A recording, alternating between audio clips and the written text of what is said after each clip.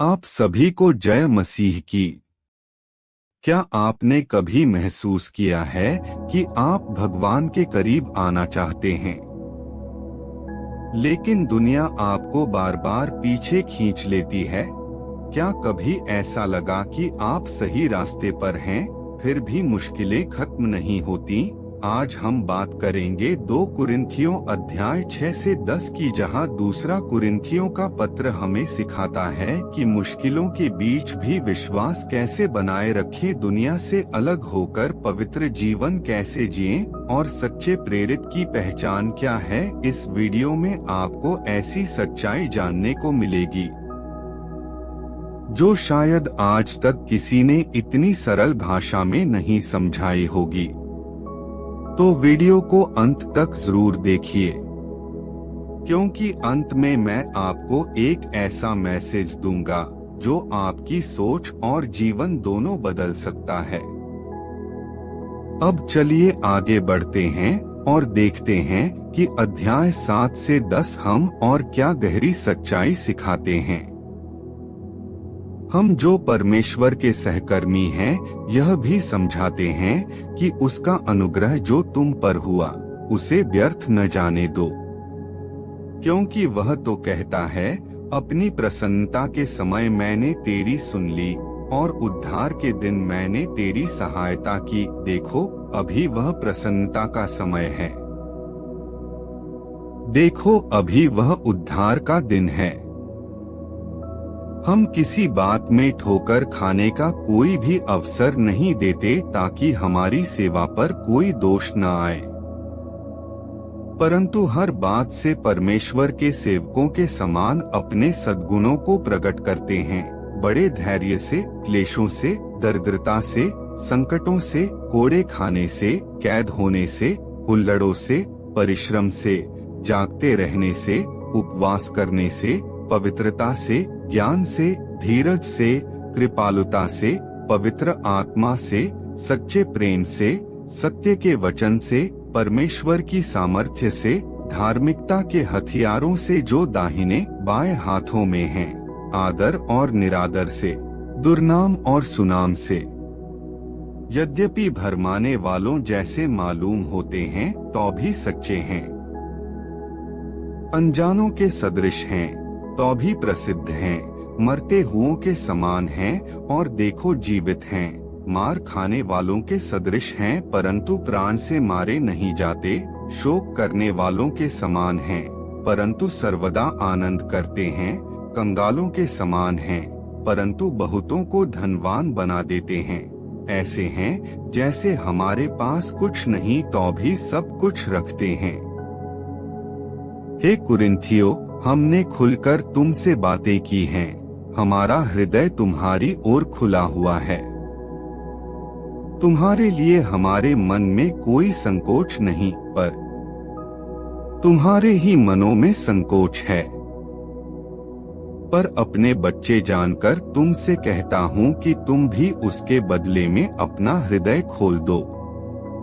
अविश्वासियों के साथ असमान जुए में न जुटो, क्योंकि धार्मिकता और अधर्म का क्या मेल जोल, या ज्योति और अंधकार की क्या संगति, और मसीह का बलियाल के साथ क्या लगा, या विश्वासी के साथ अविश्वासी का क्या नाता, और मूर्तियों के साथ परमेश्वर के मंदिर का क्या संबंध?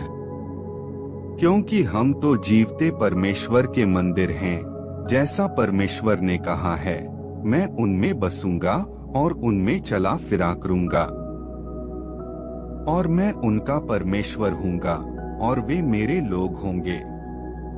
इसलिए प्रभु कहता है, उनके बीच में से निकलो और अलग रहो, और अशुद्ध वस्तु को मत छुओ, तो मैं तुम्हें ग्रहण करूंगा और मैं तुम्हारा पिता हूँगा और तुम मेरे बेटे और बेटियां होगे। यह सर्वशक्तिमान प्रभु परमेश्वर का वचन है। हे प्रियो, जबकि ये प्रतिज्ञाएं हमें मिली हैं, तो आओ हम अपने आप को शरीर और आत्मा की सब मलिनता से शुद्ध करें और परमेश्वर का भय रखते हुए पवित्रता को सिद्ध करें। हमें अपने हृदय में जगह दो। हमने न किसी के साथ अन्याय किया, न किसी को बिगाड़ा और न किसी को ठगा। मैं तुम्हें दोषी ठहराने के लिए यह नहीं कहता, क्योंकि मैं पहले ही कह चुका हूँ कि तुम हमारे हृदय में ऐसे बस गए हो कि हम तुम्हारे साथ मरने जीने के लिए तैयार हैं। मैं तुमसे बहुत हियाव के साथ बोल रहा हूँ, मुझे तुम पर बड़ा घमंड है, मैं शांति से भर गया हूँ। अपने सारे क्लेश में मैं आनंद से अति भरपूर रहता हूँ, क्योंकि जब हम मकिदुनिया में आए तब भी हमारे शरीर को चैन नहीं मिला, परंतु हम चारों ओर से क्लेश पाते थे। बाहर लड़ाइयाँ थीं, भीतर भयंकर बातें थीं। तो भी दीनों को शांति देने वाले परमेश्वर ने तीतुस के आने से हमको शांति दी, और न केवल उसके आने से परंतु उसकी उस शांति से भी जो उसको तुम्हारी ओर से मिली थी। उसने तुम्हारी लालसा, तुम्हारे दुख और मेरे लिए तुम्हारी धुन का समाचार हमें सुनाया, जिससे मुझे और भी आनंद हुआ। क्योंकि यद्यपि मैंने अपनी पत्री से तुम्हें शोकित किया, परंतु उससे पछताता नहीं जैसा कि पहले पछताता था, क्योंकि मैं देखता हूँ कि उस पत्री से तुम्हें शोक तो हुआ परंतु वह थोड़ी देर के लिए था। अब मैं आनंदित हूँ, पर इसलिए नहीं कि तुमको शोक पहुँचा, वरन इसलिए कि तुमने उस शोक के कारण मन फिराया, क्योंकि तुम्हारा शोक परमेश्वर की इच्छा के अनुसार था कि हमारी ओर से तुम्हें किसी बात में हानि न पहुँचे। क्योंकि परमेश्वर भक्ति का शोक ऐसा पश्चाताप उत्पन्न करता है जिसका परिणाम उद्धार है, और फिर उससे पछताना नहीं पड़ता, परंतु सांसारिक शोक मृत्यु उत्पन्न करता है। अत देखो इसी बात से कि तुम्हें परमेश्वर भक्ति का शोक हुआ, तुम में कितना उत्साह और प्रत्युत्तर और रिस और भय और लालसा और धुन और दंड देने का विचार उत्पन्न हुआ। तुमने सब प्रकार से यह सिद्ध कर दिखाया कि तुम इस बात में निर्दोष हो। फिर मैंने जो तुम्हारे पास लिखा था वह न तो उसके कारण लिखा जिसने अन्याय किया और न उसके कारण जिस पर अन्याय किया गया, परंतु इसलिए कि तुम्हारा उत्साह जो हमारे लिए है वह परमेश्वर के सामने तुम पर प्रकट हो जाए, इसलिए हमें शांति मिली। हमारी इस शांति के साथ तीतुस के आनंद के कारण और भी आनंद हुआ, क्योंकि उसका जी तुम सब के कारण हरा भरा हो गया है। क्योंकि यदि मैंने उसके सामने तुम्हारे विषय में कुछ घमंड दिखाया तो लज्जित नहीं हुआ, परंतु जैसे हमने तुमसे सब बातें सच सच कह दी थीं, वैसे ही हमारा घमंड दिखाना तीतुस के सामने भी सच निकला। जब उसको तुम सब के आज्ञाकारी होने का स्मरण आता है कि कैसे तुमने डरते और कांपते हुए उससे भेंट की, तो उसका प्रेम तुम्हारी ओर और भी बढ़ता जाता है। मैं आनंदित हूँ क्योंकि मुझे हर बात में तुम पर पूरा भरोसा है। अब हे भाइयों, हम तुम्हें परमेश्वर के उस अनुग्रह का समाचार देते हैं जो मकिदुनिया की कलीसियाओं पर हुआ है,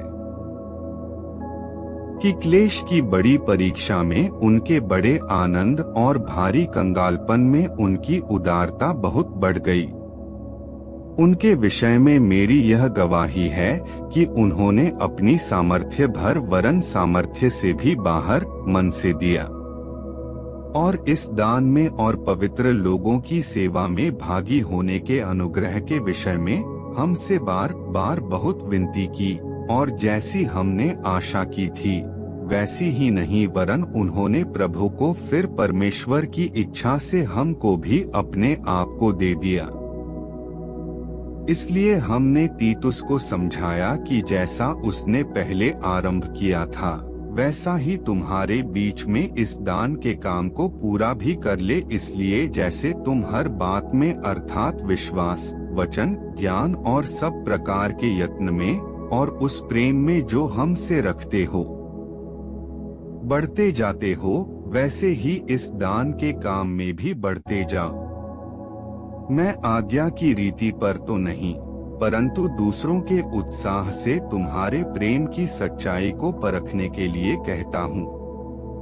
तुम हमारे प्रभु यीशु मसीह का अनुग्रह जानते हो कि वह धनी होकर भी तुम्हारे लिए कंगाल बन गया, ताकि उसके कंगाल हो जाने से तुम धनी हो जाओ। इस बात में मेरी सलाह यही है,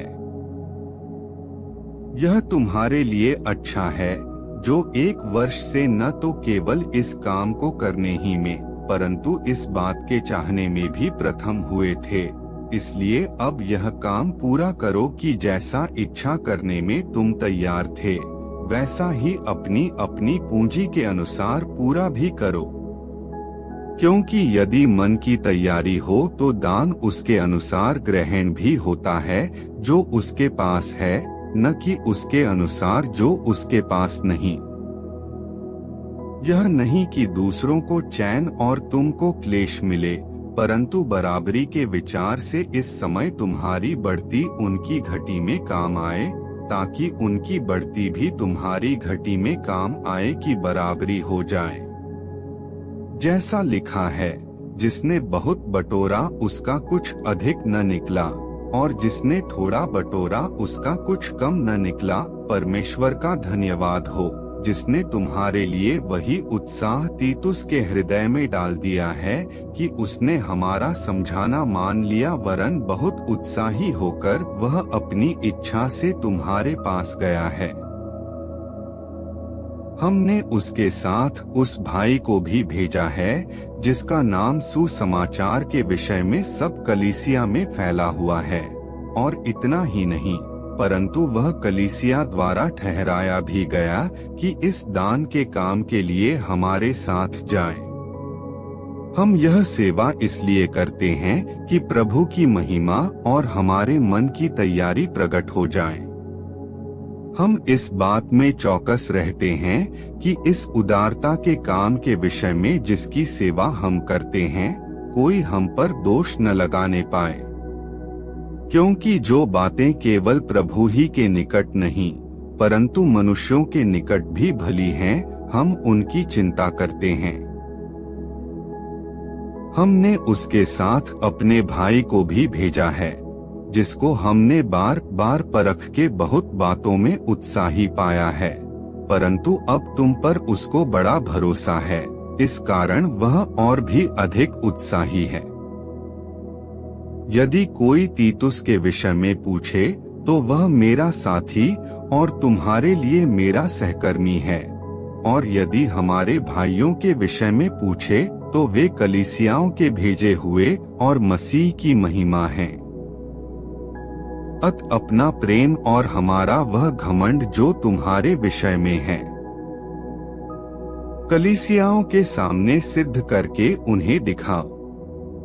अब उस सेवा के विषय में जो पवित्र लोगों के लिए की जाती है, मुझे तुमको लिखना आवश्यक नहीं, क्योंकि मैं तुम्हारे मन की तैयारी को जानता हूँ, जिसके कारण मैं तुम्हारे विषय में मकिदुनिया वासियों के सामने घमंड दिखाता हूँ कि अख्या के लोग 1 वर्ष से तैयार हुए हैं, और तुम्हारे उत्साह ने और बहुतों को भी उभारा है।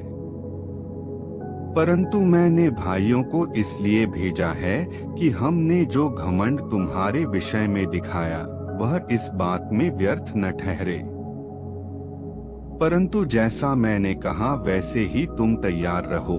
ऐसा न हो कि यदि कोई मकिदुनिया वासी मेरे साथ आए और तुम्हें तैयार न पाए, तो हो सकता है कि इस भरोसे के कारण हम यह नहीं कहते कि तुम लज्जित हो। इसलिए मैंने भाइयों से यह विनती करना आवश्यक समझा कि वे पहले से तुम्हारे पास जाएं, और तुम्हारी उदारता का फल जिसके विषय में पहले से वचन दिया गया था, तैयार कर रखें कि यह दबाव से नहीं परंतु उदारता के फल के समान तैयार हो। परंतु बात यह है, जो थोड़ा बोता है वह थोड़ा काटेगा भी, और जो बहुत बोता है वह बहुत काटेगा। हर एक जन जैसा मन में ठाने वैसा ही दान करे, न कुढ़ कुढ़ के और न दबाव से, क्योंकि परमेश्वर हर्ष से देने वाले से प्रेम रखता है। परमेश्वर सब प्रकार का अनुग्रह तुम्हें बहुतायत से दे सकता है, जिससे हर बात में और हर समय सब कुछ जो तुम्हें आवश्यक हो तुम्हारे पास रहे, और हर एक भले काम के लिए तुम्हारे पास बहुत कुछ हो। जैसा लिखा है, उसने बिखेरा, उसने कंगालों को दान दिया, उसका धर्म सदा बना रहेगा। जो बोने वाले को बीज और भोजन के लिए रोटी देता है, वह तुम्हें बीज देगा और उसे फलवंत करेगा, और तुम्हारे धर्म के फलों को बढ़ाएगा। तुम हर बात में सब प्रकार की उदारता के लिए, जो हमारे द्वारा परमेश्वर का धन्यवाद करवाती है, धनवान किए जाओ, क्योंकि इस सेवा के पूरा करने से न केवल पवित्र लोगों की आवश्यकताएं पूरी होती हैं, परंतु लोगों की ओर से परमेश्वर का भी बहुत धन्यवाद होता है। क्योंकि इस सेवा को प्रमाण स्वीकार कर वे परमेश्वर की महिमा प्रकट करते हैं कि तुम मसीह के सुसमाचार को मानकर उसके अधीन रहते हो और उनकी और सबकी सहायता करने में उदारता प्रकट करते रहते हो, और वे तुम्हारे लिए प्रार्थना करते हैं, और इसलिए कि तुम पर परमेश्वर का बड़ा ही अनुग्रह है। तुम्हारी लालसा करते रहते हैं परमेश्वर का, उसके उस दान के लिए जो वर्णन से बाहर है, धन्यवाद हो। मैं वही पौलुस जो तुम्हारे सामने दीन हूँ, परंतु पीठ पीछे तुम्हारी ओर साहस करता हूँ, तुमको मसीह की नम्रता और कोमलता के कारण समझाता हूँ। मैं यह विनती करता हूँ कि तुम्हारे सामने मुझे निर्भय होकर साहस करना न पड़े, जैसा मैं कुछ लोगों पर जो हमको शरीर के अनुसार चलने वाले समझते हैं, साहस दिखाने का विचार करता हूँ। क्योंकि यद्यपि हम शरीर में चलते फिरते हैं, तो भी शरीर के अनुसार नहीं लड़ते, क्योंकि हमारी लड़ाई के हथियार शारीरिक नहीं, पर गढ़ों को ढा देने के लिए परमेश्वर के द्वारा सामर्थी हैं। इसलिए हम कल्पनाओं का और हर एक ऊंची बात का, जो परमेश्वर की पहचान के विरोध में उठती है, खंडन करते हैं, और हर एक भावना को कैद करके मसीह का आज्ञाकारी बना देते हैं, और तैयार रहते हैं कि जब तुम्हारा आज्ञा पालन पूरा हो जाए तो हर एक प्रकार के आज्ञा उल्लंघन को दंडित करें। तुम उन्हीं बातों को देखो जो आंखों के सामने हैं। यदि किसी को अपने पर यह भरोसा हो कि मैं मसीह का हूँ, तो वह यह भी जान ले कि जैसा वह मसीह का है वैसे ही हम भी हैं। क्योंकि यदि मैं उस अधिकार के विषय में और भी घमंड दिखाऊं जो प्रभु ने तुम्हारे बिगाड़ने के लिए नहीं पर बनाने के लिए हमें दिया है, तो लज्जित न होऊंगा।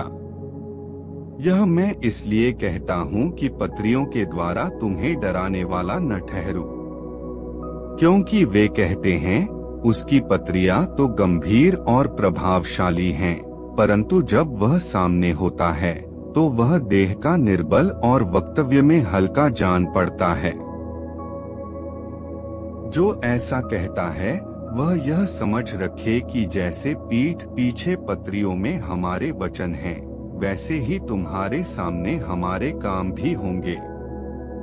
क्योंकि हमें यह साहस नहीं कि हम अपने आप को उनमें से ऐसे कुछ के साथ गिने या उनसे अपने को मिलाएं जो अपनी प्रशंसा आप करते हैं, और अपने आप को आपस में नाप तौल कर एक दूसरे से मिलान करके मूर्ख ठहरते हैं। हम तो सीमा से बाहर घमंड कदापि न करेंगे, परंतु उसी सीमा तक जो परमेश्वर ने हमारे लिए ठहरा दी है, और उसमें तुम भी आ गए हो, और उसी के अनुसार घमंड भी करेंगे। क्योंकि हम अपनी सीमा से बाहर अपने आप को बढ़ाना नहीं चाहते, जैसे कि तुम तक न पहुंचने की दशा में होता, वरन मसीह का सुसमाचार सुनाते हुए तुम तक पहुंच चुके हैं।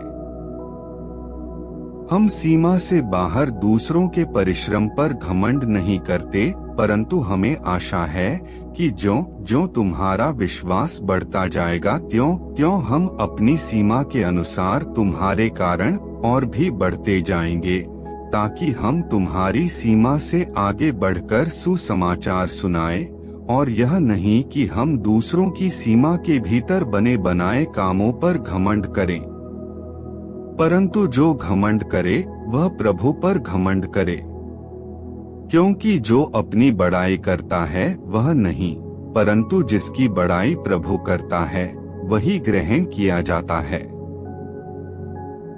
तो दोस्तों, आज हमने सीखा कि सच्चा विश्वास सिर्फ शब्दों में नहीं बल्कि जीवन में दिखाई देता है। परमेश्वर हमें बुलाता है कि हम दुनिया से अलग होकर पवित्र जीवन जिएं, और एक सच्चा सेवक वही है जो नम्रता और सच्चाई से सेवा करता है।